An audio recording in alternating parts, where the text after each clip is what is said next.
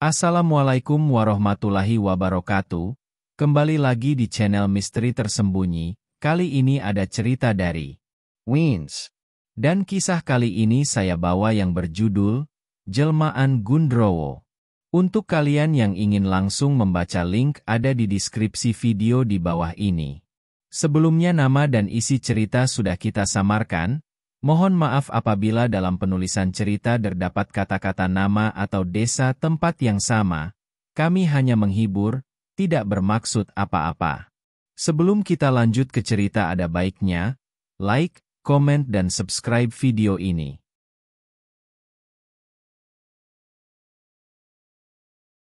Melihat keampuhan Cemeti Amarsuli membuat Widya tercengang. Ia tak menyangka bahwa Cemeti Amarsuli pemberian Nyi Laras begitu dikdaya, hingga para lelembut hutan itu hancur lebur dan sebagian lainnya kalang kabut. Pramono dan Asih yang berada tak jauh dari Widya hanya bisa mengelus dada dan menghela nafas. Ini pertama kali bagi pasangan suami istri itu bertemu siluman. Tubuh Asih masih gemetar, sesekali ia muntah dan suhu tubuhnya naik. Tubuhnya menjadi panas akibat energi negatif para lelembut yang menyelimuti tempat itu. Bagaimana ini? Lihatlah sapi penarik pedati masih enggan berjalan meski ku pecut berkali-kali. Kita harus mencari tabib untuk menetralisir energi gaib yang merasuki Asih. Ucap Pramono cemas. Ia sesekali memegangi tubuh istrinya yang gemetar dengan mulutnya yang tak henti komat-kamit. Melihat hal itu Widya justru merasa tidak enak hati, merasa menjadi beban bagi pasangan suami istri tersebut. Ia berusaha menenangkan Pramono yang panik. Widya tahu tak mungkin bisa sampai ke kampung di lereng bukit dengan kondisi seperti ini. Ia meminta Pramono bermalam di hutan itu hingga fajar menyingsing esok. Sebaiknya kita menunggu terbit fajar, Kang. Hutan ini terlalu seram. Selain makhluk halus konon di hutan ini juga bersemayam para begal sadis yang kerap merampok pedati para pedagang yang lewat, ucap Widya. Ia turun dari pedati dan duduk di sisi jalan yang terlihat lapang dan datar. Perempuan hamil itu berjalan menuju tepian hutan, lalu kembali bersama kayu bakar dan beberapa helai daun bidara yang ia temukan dengan mudah. Kita panaskan ini. Kata Nyi Laras, daun bidara dan rumput putri malu bisa meredakan panas jika air rebusannya diminumkan, mungkin bisa membantu Mbakyu Asih sedikit tenang. Ucap Widya, ia menyalakan api unggun dekat sebuah pohon besar dan merebus dedaunan yang telah ia kumpulkan. Pramono segera membantu Widya untuk mendirikan kemah sederhana, dan menyiapkan sebuah alas untuk membaringkan istrinya. Namun usaha mereka terasa sia-sia. Kondisi Asih belum juga membaik, malah semakin parah. Perempuan parubaya itu terus berbicara sendiri. Berkali-kali ia memandang ke arah sekitar dengan mimik ketakutan. Tubuh Asih masih melemah, terkadang ia meronta dan menjerit. Matanya melotot ke suatu tempat, tetapi saat Widya dan Pramono mengarahkan pada arah yang ditatapnya tak nampak apapun. Ia terus meronta-ronta tanpa sebab yang bisa ditangkap oleh mata manusia biasa. Tak hanya Asih yang mengalami keanehan, bahkan sapi penarik gerobak pedati milik Pramono pun terlihat gusar. Sapi betina berukuran besar itu tak beranjak satu langkah pun dari lokasi sebelumnya. Hutan apa ini? Kenapa aura mistis begitu kuat? Aku belum pernah melalui tempat seperti ini sebelumnya. Ujar Pramono keheranan. Sejak ia tiba di tempat ini, bulu kuduknya tak henti berdiri. Bahkan ia merasa bahwa keberadaan mereka di tempat itu diperhatikan sesuatu yang tak kasat mata. Anjing hutan terus menggonggong membuat nyali Pramono menciut takut. Kang, aku ke hutan dulu mencari ubi atau sejenisnya yang bisa kita makan. Kang Pramono di sini saja menunggu Mbakyu Asih. Ucap Widya sambil mengambil beberapa wadah dari anyaman bambu dan sebuah celurit, ia lalu berjalan menuju hutan.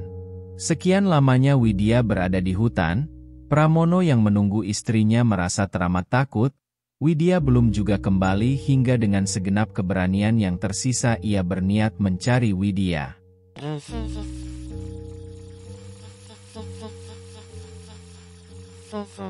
Pria parubaya itu berjalan tertatih dengan bantuan sebuah tongkat kayu. Suasana hutan yang gelap dan hanya diterangi purnama tak cukup mampu membuat Pramono berhenti. Baginya lebih baik menyusul Widya meski berada di dalam belantara daripada mati ketakutan di kemah yang ia buat. Langkah Pramono terhenti kala ia mendengar suara anak ayam yang berkotek. Pramono sumringah dan berpikir jika ia bisa membawa sekumpulan ayam hutan tersebut, bisa ia masak untuk pengganjal perut yang lapar.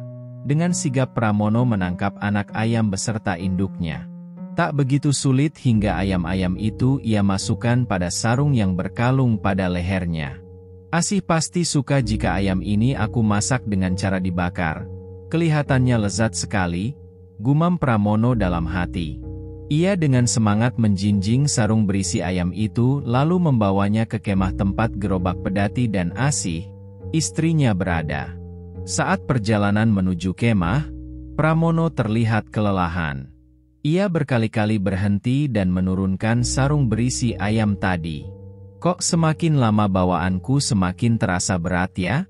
Padahal cuma beberapa ekor ayam, tetapi aku merasa seperti menggendong batu. Pramono tak sanggup lagi berjalan, ia begitu penasaran kenapa sarung berisi ayam ini semakin berat. Dengan perasaan khawatir ia perlahan membuka sarung tersebut, untuk melepas anak ayam dan hanya membawa induknya saja. Wah, jabang bayi, pekik Pramono kaget, ia terjengkang ke belakang dengan mata melotot. Sarung yang semula berisi beberapa ekor ayam itu telah berubah menjadi sepotong kepala manusia. Wajah kepala itu menyeringai dengan gigi menyeruak melalui pipi juga mata makhluk tersebut yang merah bagai bara api. Gugundul Pringgis. Pramono berteriak keras lalu lari tunggang langgang. Terlihat olehnya makhluk itu kemudian terbang seperti hendak mengejarnya. Pramono kembali kaget saat tiba-tiba tangannya ditarik kuat oleh seseorang. Kang. Orang itu rupanya adalah Widya yang semula juga berjalan menuju ke arah kemah.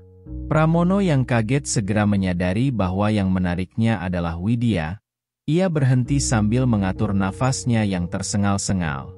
Aku ketemu setan. Gundul Pringgis, ujar Pramono masih dalam raut wajah ketakutan. Ia menengok ke arah belakang berharap makhluk tanpa badan itu benar-benar menghilang. Widya berusaha menenangkan Pramono.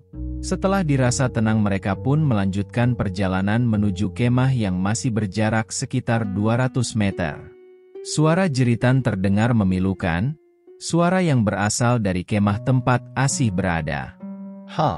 Itu suara Asih? Ya, Asih istriku. Ayo cepat kita ke sana. Aku khawatir istriku kenapa-kenapa. Ayo cepat. Pramono, ia dan Widya segera memacu langkah agar cepat sampai ke kemah. Setibanya di kemah, Pramono dan Widya tak menemukan Asih yang semula terbaring lemah. Pramono begitu cemas, ia berteriak memanggil nama istri berkali-kali namun tak mendapatkan jawaban. Widya yang juga panik justru mendapati sapi penarik gerobak Pedati milik Pramono telah tewas bersimbah darah.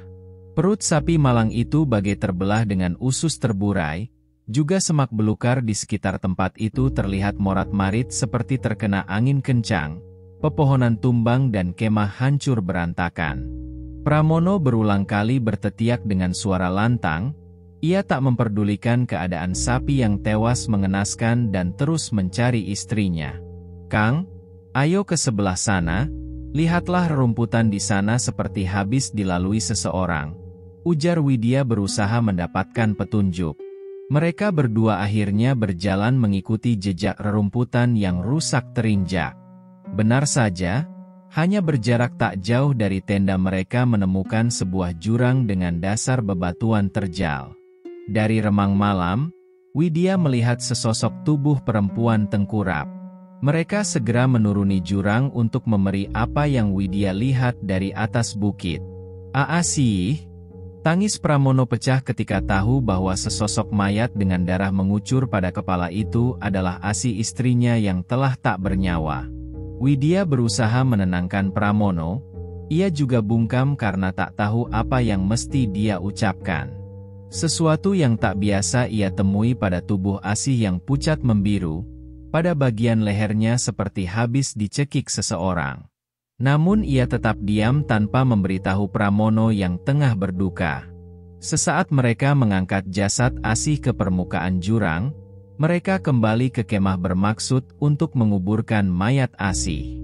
Malam hampir berlalu, kokok ayam jantan dari kejauhan menunjukkan waktu fajar hampir tiba. Pramono masih berada di sisi jenazah Asih. Ia belum berhenti meratap hingga mata Pramono terlihat bengkak. Dengan suasana hati yang mengharu biru, Pramono dibantu Widya dan dengan peralatan seadanya memakamkan jenazah Asih. Mereka mengali makam tak jauh dari tempat kemah mereka. "Mengapa kamu harus pergi secepat ini dan setragis ini? Sungguh, aku benar-benar tak merelakanmu pergi, istriku." Pramon meratap penuh kepiluan di samping makam Asih. Widya yang melihat semua itu hanya terdiam, hatinya pun teriris menyaksikan kematian Asih, tetapi boleh buat, ia tak mempunyai daya mengubah apapun. Ia hanya mampu berusaha untuk menenangkan Pramono agar ikhlas melepaskan kepergian istrinya, Asih. Keesokan harinya, mereka melanjutkan perjalanan dengan jalan kaki, karena pedatinya sudah tak dapat lagi dikendarai. Sapi yang bertugas menarik pedati pun telah mati, jadi pedati mereka tinggalkan. Mereka berdua hanya membawa barang-barang yang bisa dibawa. Setelah 1 hari berjalan kaki akhirnya mereka sampai ke tempat tinggal Widya. Sesampainya di rumah Widya, wajah Pramono terlihat pucat pasi. Tubuhnya terlihat mengigil. "Kang Pramono, odo opo Kang?" Sampian sakit ya? Widya terlihat panik melihat kondisi Pramono yang terlihat sangat tidak sehat. Akhirnya dia memanggil dan meminta pertolongan warga sekitar. Namun keberadaan Pramono di desa itu ternyata tak sepenuhnya diterima baik oleh warga. Terlebih justru beberapa warga berprasangka bahwa Pramono adalah pria simpanan Widya. Namun begitu tetap saja ada orang-orang baik yang membantu Widya untuk merawat Pramono. Hampir 1 minggu Pramono terbaring sakit. Widya dan berusaha untuk mengobatinya ke sana kemari. Berbagai tempat dan tabib telah berusaha menyembuhkannya. Tetapi tetap saja hasilnya, Pramono tak jua sembuh. Suatu malam yang begitu sepi mencekam, justru dari bilik tempat Pramono berbaring terdengar suara gaduh seperti suara benda dihempas keras. Pria itu tak hanya mengerang kesakitan tapi sesuatu yang buruk sedang terjadi padanya. Sesosok makhluk hitam berukuran tinggi kurang lebih 3 meter tampak merayap di langit-langit kamar. Makhluk bermata merah dengan taring besar tersebut seperti hendak menerkam Pramono. "Siapa kamu?" Pramono ketakutan, wajah buruk makhluk itu membuat jantungnya serasa mau copot. Dengan suara yang menggelegar yang hanya terdengar oleh Pramono saja makhluk itu tertawa lebar. Kemudian meloncat duduk tepat di dada Pramono, hingga pria itu kesulitan bernapas. 2 tangan dengan kuku tajam dan berbulu lebat dengan cepat mencekik Pramono lalu menghempaskan sekuat tenaga pada tanah, hingga tubuh Pramono memuntahkan darah. Aroma rambut terbakar dan ubi yang hangus sempat membuat Widya yang berada di bilik lain gelisah dalam tidurnya. Ia tak tahu jika di ruang berbeda Pramono sedang menghadapi sesuatu yang berat. Kelelahan akan kondisinya yang tengah hamil berat membuat Widya hanya menggeser posisi tidurnya meski suara gaduh dan teriakan terdengar keras. Widya setiap hari berusaha merawat Pramono. Ia merasa bersalah atas meninggalnya Asih dan sakitnya Pramono. Akhirnya, setelah 2 minggu Pramono terbaring sakit, ia menghembuskan nafas terakhirnya dan dimakamkan di tempat pemakaman di desa Widya. Oke teman-teman, terima kasih telah mendengarkan cerita ini. Jika kalian suka dengan cerita pada video kali ini, silakan tulis di kolom komentar di bawah ini, dan apa yang sudah saya bagikan kali ini dapat menghibur teman-teman semua. Baiklah, bagi teman-teman yang baru bergabung jangan lupa like, komen, dan jangan lupa bagikan video ini. Nantikan cerita selanjutnya di channel Misteri Tersembunyi. Terima kasih, sampai jumpa di cerita selanjutnya.